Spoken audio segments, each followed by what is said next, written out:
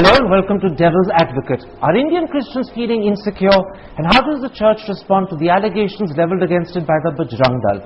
Those are two issues I shall raise today with the Archbishop of Delhi and the President of the National United Christian Forum, Vincent Concesso. Archbishop Concesso, the Christian church, its priests and nuns, members of the Christian community are under attack in Karnataka, Orissa, Kerala, Madhya Pradesh, Chhattisgarh, Tamil Nadu, even Uttarakhand and Delhi. Are you getting the feeling that the church and its faith is under attack in India as a whole? Definitely, the church is under attack. The feeling of most of our people is that of insecurity, because the government has not been able to protect them from atrocities against innocent people. So you're saying that it feels to you as if this is a nationwide phenomenon? It is, because there has been a lot of groundwork behind this. Nearly 8 years of groundwork in spreading Hindutva. And you're also saying that the Christian community is feeling insecure, it's actually feeling scared. Definitely, because when attacks come unexpectedly, and sometimes from people who are not of the place but from outside, you never know what happens next. You mean to say that ordinary Christians are suddenly looking over their shoulders wondering when will they be the next victim? Precisely. As you see it, is this a conspiracy against the Christian church and the Christian community organized by the Bajrang Dal? There is no doubt about it, because it cannot be that all of a sudden in different places you have these attacks and atrocities. And then you get crowds of people who are being organized for the purpose.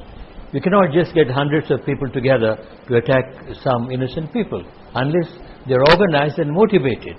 And that's the groundwork that Hindutva has done in the past several decades. So your suspicions, maybe even to use a stronger word, your fears are aroused by the fact that this is happening geographically across the country and it's happening in a very concerted small space of time. Yes. Well, I suppose they did try this earlier, but now probably they feel more confident that with these attacks they can organize all the Hindus together against the minorities and have better political outcome from this. Let's look at two areas where the attacks on the Christian community have attracted most attention. To begin with, Orissa. Chief Minister Naveen Patnaik says that he has done everything in his government's power to protect the Christian community. Do you believe him? Not at all. Not everything. He has not even done the minimum that was required to protect the citizens. How is it that people could carry on vandalizing institutions and killing people for days together? And it is still happening. You really mean it when you say that he hasn't even done the minimum that is required? That's what I say. So you're accusing him in a sense of dereliction of duty? Yes. It is the responsibility of the state government to protect all its people, and that has not happened. And it is still happening. The attacks are continuing. You say the attacks are continuing, and no doubt over the last 48 hours there have been reports of houses and churches being burnt down in Kandhamal. But just 2 days ago, Mr. Naveen Patnaik's deputy leader in the Rajya Sabha publicly said on television that Orissa is on the verge of normalcy. How do you respond to that? I do not know what he understands by normalcy. There are thousands still in the jungles. I don't know what they are eating, how their medical needs are looked after, and in this rain, what suffering they are going through. They are afraid to come back to their places because their houses are no more there. They are scared of the gundas on the way who could attack them. Christians in Orissa are scared of their lives being lost. Definitely, definitely. What about Karnataka? In Karnataka, the police themselves, it's reported, attack nuns in churches. How do you respond to that? Again, very irresponsible behavior. What I read in the papers was these were new police officers, but certainly irresponsible, and it's like the hedges eating the vegetables. In other words, those who should be protecting are turning into the invaders and attackers. Yes. Now, Chief Minister Yediyurappa called upon the Archbishop of Bangalore. You happen to have just returned from Bangalore. You were there at the time. Did the explanation the Chief Minister give the church, was that an acceptable explanation? No. The bishop was very upset because, for us, the Blessed Sacrament is something precious. There's the heart of our Christian faith. And when that gets desecrated, anybody would be hurt. And that's why he was so upset. What more have you called upon the Karnataka state government to do? To ban these terrorist groups, the mobs that attack small groups of minorities, then protection and security to be ensured for all our people. So at the moment, Christians and the church as an institution in Karnataka feels unprotected. They are unprotected. They feel unprotected. You said a moment ago that you wanted the Chief Minister of Karnataka to ban the terrorist groups. Do you mean the Bajrang Dal? Yes. Specifically, you want a ban on the Bajrang Dal. Bajrang Dal and even VHP, who are very closely related to Bajrang Dal. I'm going to ask you to repeat this. You are calling, as the Archbishop of Delhi and as the President of the National United Christian Forum, for a ban on the Bajrang Dal and the VHP. Because of what they have done in the last few weeks. When you made this request or this demand to the Chief Minister of Karnataka, what did he say? Well, I did not make it. The bishop must have done it. But what reply did the bishop get? Oh, I have no idea. I did not talk to him about it. But you don't believe that the Chief Minister is about to ban the Bajrang Dal or the VHP, do you? I don't think, because there seems to be some sort of collusion. A collusion between the BJP-led government and the Bajrang Dal and the VHP? Because the ideology is the same. You see, the problem is not just some incident here and there. Behind that is a very clear ideology and a strategy. So you believe the BJP is colluding with the Bajrang Dal to attack Christians? That's the impression I'm getting, because of their not fulfilling their responsibility to protect this and even being attacked by the police. So you believe that today, amongst, to put it in quotations, the enemies of the church and the enemies of the Christian community is the BJP itself? Yes, as manifested in what has happened. Now I know that you personally met both the Prime Minister and Sonia Gandhi, and no doubt they've been sympathetic, but have they responded with the alacrity and the determination you were looking for? Well, they were very sympathetic, and they felt it was a shame that these things should happen in these days. Then they also pointed out the limitations, because the question of state-centered relationship comes in, and also their dependence on other parties working in alliance with them. It's interesting that you should say they pointed out their limitations. I want to ask you a specific question. Do you believe that Sonia Gandhi uses her position and her influence to protect and help Indian Christians, or is she reluctant to do so? Well, I do feel that she is concerned, but that's another accusation the Hindutva bodies have been leveling against her, that because she is a Christian, she is in favor of Christians. So you're suggesting that to protect herself against this Hindutva accusation, she actually doesn't do as much for Christians as she could or she should? I think so. It is a fact, is it not, Archbishop, that in January 2007, when the then Congress government in Himachal was poised to pass an anti-conversion bill, you wrote to Sonia Gandhi and she never responded to your letter? No, she did not. You had no response, although you were writing as Archbishop of Delhi and you were writing as President of the National United Christian Forum, but you got no response. No response. Did that disappoint you? Well, I would say so. I would say so. Let me broaden the discussion a little. It's well understood today that Indian Muslims feel discriminated, they feel a sense of prejudice against them. That wasn't thought to be the case with Indian Christians. Now, is it changing for Indian Christians as well? Well, slowly it's getting into it, you know, and it's becoming more and more clear because of the non-action by responsible agencies in fulfilling their responsibility to protect and give security to our people. So the more politicians fail to protect Christians, the more Christians feel discriminated against and prejudiced. Naturally. Are Indian Christians beginning to feel ill-treated, perhaps even in some places unwanted? I don't think so. See, what is happening today is the work of a fringe group. The vast majority of our people are not against what we believe in and what we are committed to. But if that fringe group is not checked, then this could spread like a contagion. Definitely. And then at that point, Christians could feel discriminated, ill-treated, unwanted. It could be, but I have a clear feeling that these fringe groups are not Hindus. Hinduism has not to be identified with Hindutva. Hindutva has its ideology from the West, from Hitler and Nazism. It has no roots in India nor in Hinduism. In other words, these fringe groups which are targeting the Christian community are not representative of the vast majority of Not Hindus. at all. These groups may hate Christians, but you feel no such hatred from the vast majority of Hindus. Definitely not. They are far more tolerant, far more open and broad-minded. Archbishop, let's take a break. I want to come back and put to you the specific accusations made by the Bajrang Dal against the church and ask you how you counter them. That's in a moment's time. See you after the break.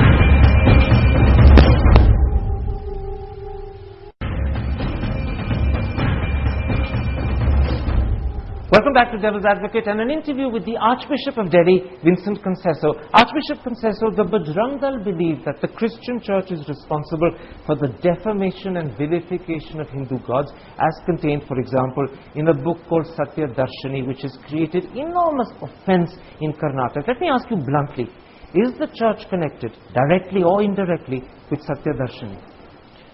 Certainly not. We respect all religions. And any literature which creates disharmony and offends people should be avoided, and we condemn such publication of literature. Let me quote you what the press claims Satya Darshani says about Hindu gods. It says that Brahma, Vishnu and Shiva are the victims of lust. It says that Vishnu's daughter Urvashi was a prostitute. It says that Krishna represents darkness rather than light.